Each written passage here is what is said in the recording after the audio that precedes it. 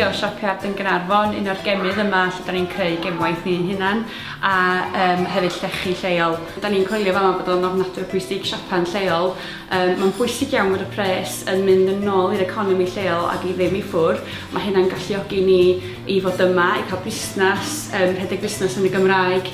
Da ni hefyd yn creu cynnyrch da ni'n teimlo sydd yn fwy unigryw, gewch chi ddim yn cynnyrch ni ym mhob siop. A mae'n galluogi ni gyflogi pobl lleol hefyd. Hi, I'm Hannah Liz. I'm setting up my own jewellery business and I'm an apprenticeship under Angela and Anne who work in Siop Iard. I wouldn't be able to do this without this shop being local and people supporting the local businesses.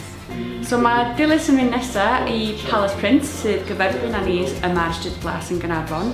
A da ni wedi dewis Palace Prince oherwydd bod ni'n hoffi cefnogi busnes lleol arall.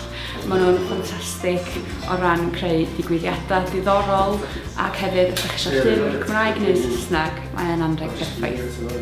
Tro Dilys! Helo Dilys!